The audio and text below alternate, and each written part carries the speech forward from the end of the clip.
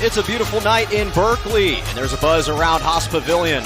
The Golden Bears are back in the Bay, set to face a sleeping giant from Nashville. For the first time ever, it's Vanderbilt and Cal as the Commodores return to women's volleyball after a 45-year hiatus. Welcome inside Haas Pavilion for the SEC-ACC showdown at the net. And tonight, history gets made. Hello, everybody. She's the former pro and Illinois and Oregon standout, Nia Crittenton. I'm Jonah Malkin, delighted to have you with us. The ACC leads the SEC 8-6 so far. Somehow, Vanderbilt managed to avoid your wrath throughout your long career. It's been a tremendous showcase. Tonight should be no different. Popskew controls. Desjardins outside the 10. Chance for Vandy again. Drop ball flying, will they get it? Oh, they do control it. Johnson giving up her body. They scramble back defensively, and Moore wipes away that quickly. Longest rally. Witherspoon again. There's Popskew. Popskew with huge dig there down the line. Phils was falling out of the court. Off the tape, and Cal wins the marathon rally. The senior Michaela Hayden on serve. Another match point for Cal. It's controlled by Kinney. Great dig there. Cross court. And it falls through. California stays golden at home.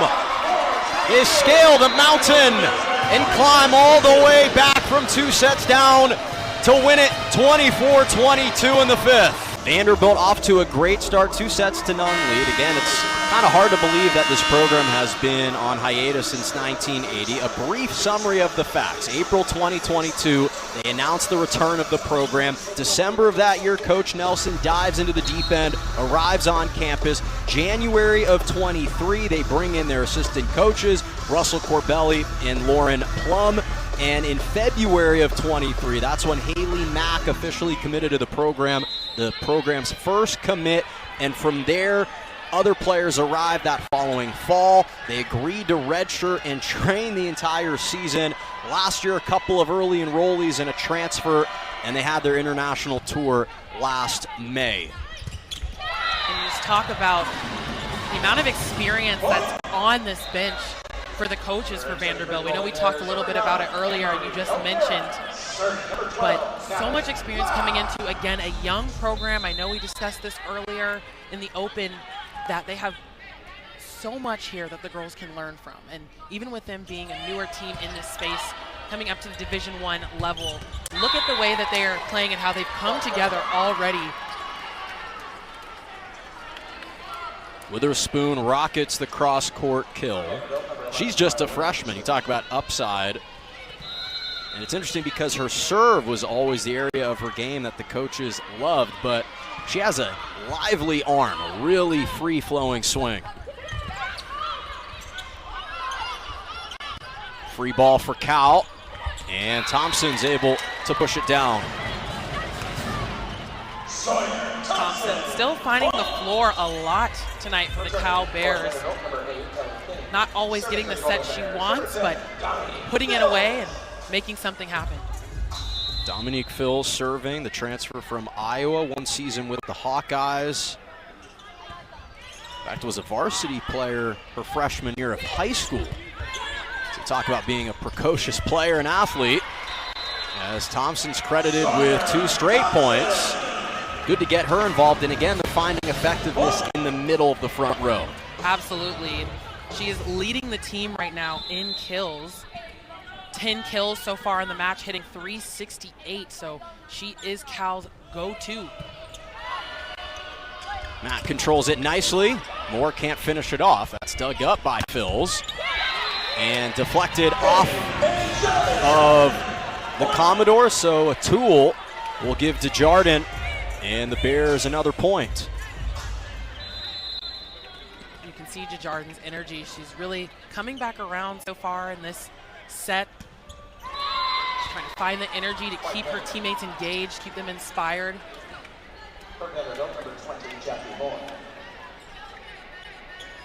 as a leader, when you were in those huddles, whether it was with Oregon or Illinois and you're trailing 2-0, what were the kinds of things as a leader you were saying to your team during those intermissions and those set changes?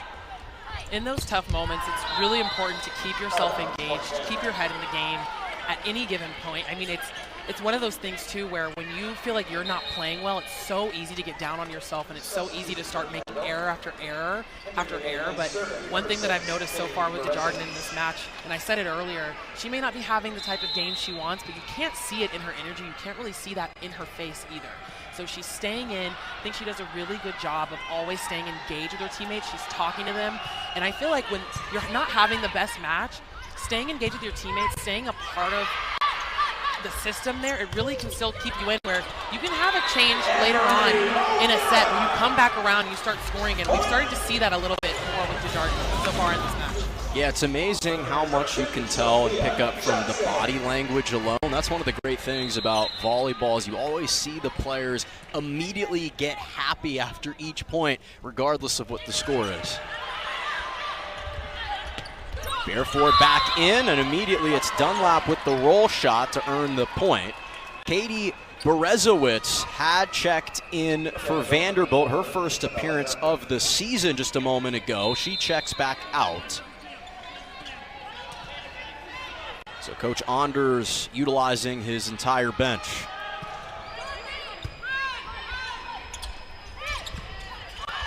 Barefoot was ready, handled it well. And Anna Machon. Good recovery there from Cal. Set from Lau. Jardin bump set. Hayden can't finish. And Anna Machon can. Ping pongs through, and a much needed point for Vandy. Saw a lot of good things defensively on both sides of the court in that play. Both teams really battling it out right now. Anna Machon still finding the floor as one of Vanderbilt's high flyers, as I like to call it. 7 kills, 14 digs for Anna Machon. Off the tape, kept alive. Got to scramble back defensively, though, right in the breadbasket of Lau. Can't keep it up. Tough swing there, and really Dunlap has really taken ownership of the net tonight. As we've seen, take another look there. We're going to have a challenge from Cal. See that one more time. So I think if they're calling a net violation, it might be on Dunlap for her turn into the net after she took the swing, but per the rules, if that ball hits the floor before she touched the net, then it wouldn't count. So again, here's a reminder of the challenges that are afforded to each team along with the rules. We've already seen Vanderbilt utilize a challenge. It was effective for them. Cal now utilizing their first challenge. It's retained if the call is reversed. If it's upheld, the challenge is lost. Obviously, if the match was to extend, they would be given another one. One more look at the far end of the net, and it did look like there was some contact. And the call is reversed, so Cal gets to retain that challenge. And now you go from a potential 6-point deficit to 4. Well, Cal here really excited about getting that point, trying to slow down the momentum of this Vanderbilt team at this point in the third set. By the way, for those keeping track at home, that Louisville-Texas matchup has gone to a 5th set. Louisville leading 8-6 in the 5th.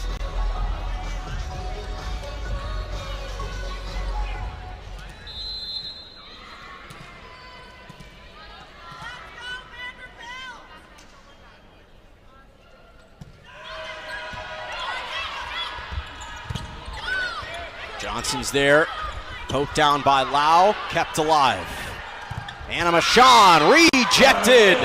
Hayden sent that one back. Huge block there from the senior middle blocker.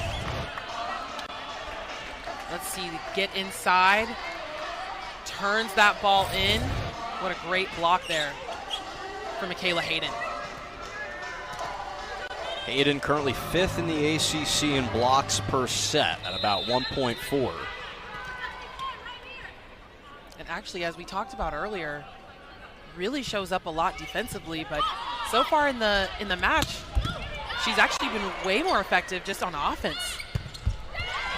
The majority of the time it had been on the defensive end that she had left her mark. So she's just continuing to do what she does best. Couple of points for Cal. Goes to show you how big that challenge reverse was. Could have been a 6-point game. Now it's back to 2.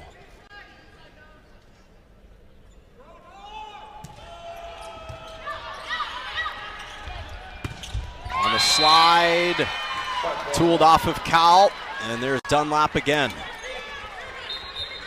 Cal, they're really doing a good job to stay in system. That was a perfect pass to the setter. Easy for her to set that ball back, keeping Dunlap in on this Vanderbilt offense. A little bit too hot to handle for Johnson. An excellent serve by Cheney. We've talked about her services right now. So much juice behind them. Absolutely.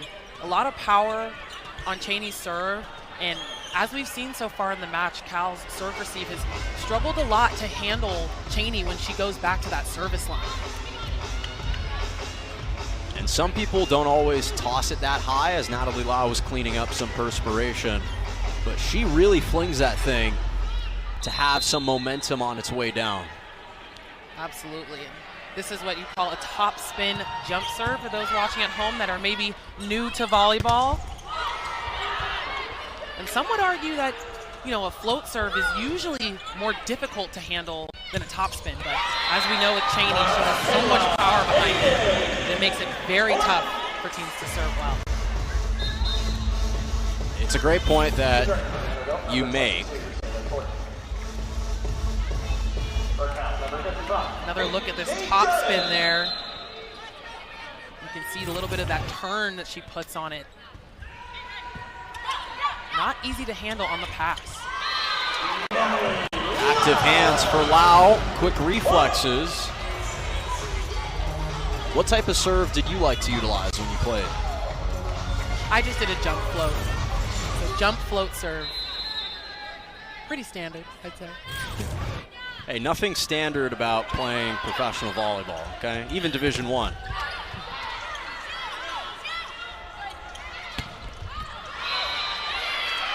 I got the sense when you were talking about, for those of you that don't know about the jump serve, you were looking right at me when you made that comment. Not at all, not at all. I trust your knowledge on the jump serve. Looks like we're going to have another challenge here. A lot of challenges so far tonight, but Vanderbilt has been successful with a couple of theirs on their side. Both teams now are really back in it. Only a 1-point deficit. They're looking to see if it was in or out. It hit that sideline. That's a really tough one.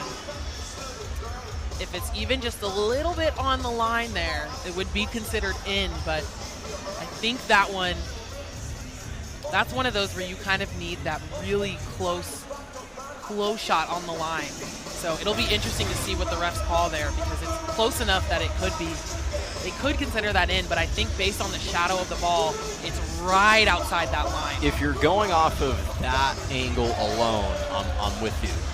That angle. They had really another tough. one. I mean, a great job by a replay team to get us that look. Yeah, you can see that they're deliberating, because that is really, truly an in or out moment. That's a tough one to decide. But there needs to be enough evidence to overturn the call on the floor. Let's see here. I think from this angle, the ball. See what And it so looks they like there. confirmed it, that it was out. Okay. So again, another massive call going Cal's way. 16-15 here in set number 3. Cal trying to avoid being swept and extend this match. And Dunlap could not stop a little bit of that momentum. Another ball out, and it's kind of a fun saying that we like to say in volleyball when a play like that happens. You can see Vanderbilt obviously upset with the turnover on that one, but ball never lies is what we like to say a lot of times. We're all knotted up at 16. It's a good one here in set number 3.